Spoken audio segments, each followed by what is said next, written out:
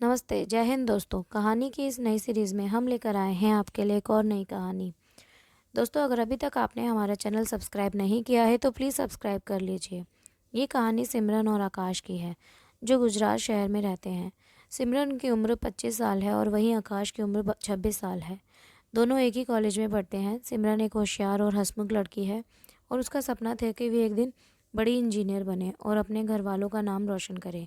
वहीं दूसरी ओर आकाश एक शांत और समझदार लड़का, जिसे किताबें पढ़ने और गिटार बजाने का बहुत शौक था।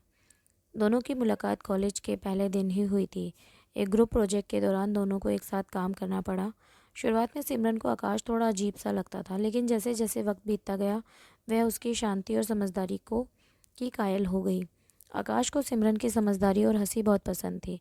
कुछ महीनों बाद दोनों के बीच दोस्ती एक खूबसूरत रिश्ते में बदल गई। प्यार। कॉलेज के हर कोने में उसकी जोड़ी की चर्चा होने लगी। लाइब्रेरी, कैंटीन, कॉलेज फेस्ट, हर जगह वे साथ दिखाई देते। दोनों का सपना था कि पढ़ाई पूरी करके एक साथ नई ज़िंदगी शुरू करेंगे। कॉलेज के बाद वो अक्सर घूमने निकल जाते, कभी पार्क में, कभी मूवी देखने, कभी रेस्टोरेंट में।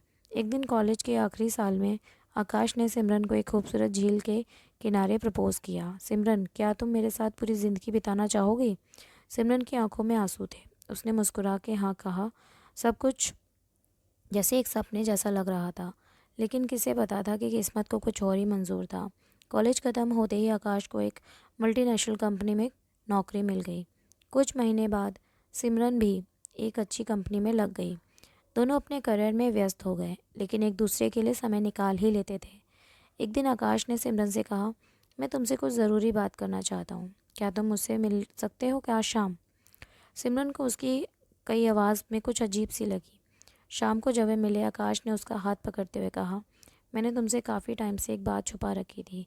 अब टाइम आ गया है मैं तुम्हें बताने का। मेरी मेडिकल रिपोर्ट आई है, मुझे लंग कैंसर है। सिमरन को यकीन नहीं हुआ। उसकी आंखें फटी की फटी रह गई। ये क्या मजाक है आकाश? मजाक नहीं सिमरन, ये सच है। डॉक्टर्स कह रहे हैं ज़्यादा समय नहीं बचा। सिमरन फूट फूट कर रोने लगी, लेकिन आकाश हमेशा की तरह शांत था। मैं नहीं चाहता कि तुम मेरी बीमारी से बन जाओ। तुम्हारे पास एक पूरा जीवन है। मैं नहीं चाहता कि तुम उसे मेरे लिए कुर्बान करो। लेकिन सिमरन ने उसकी बात काट दी।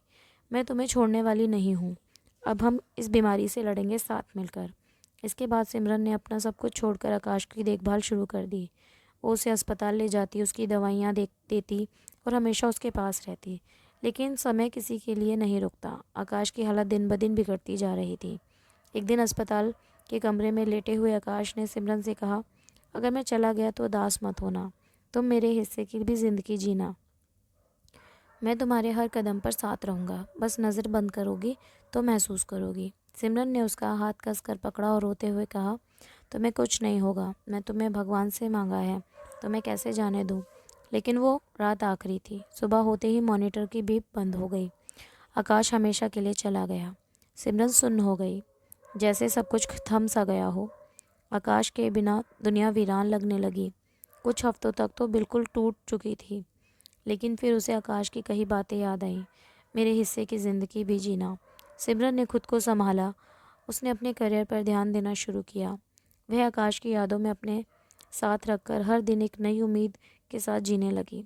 उसने अपने गले में हमेशा आकाश की दी हुई लॉकेट पहनना शुरू किया। आज जब भी वह झील के किनारे जाती है तो वहीं बैठकर अपने गिटार पर वही धुन बजाती है जो आकाश बजाया करता था। उसके आंसू बहते हैं, लेकिन होठों पर एक मुस्कान होती है, क्योंकि वो जानती है आकाश कहीं ना कहीं उसके साथ ही है। कभी कभी प्यार पूरी ज़िंदगी नहीं जीता, लेकिन उसकी यादें ज़िंदगी को जीने की वजह दे देती हैं। तो दोस्तों, ये कहानी आपको कैसी लगी हमें कमेंट करके ज़रूर बताएं, और हमारे इस चैनल को सब्सक्राइब ज़रूर करें और इस कहानी को अपने दोस्तों के साथ शेयर ज़रूर करें। धन्यवाद।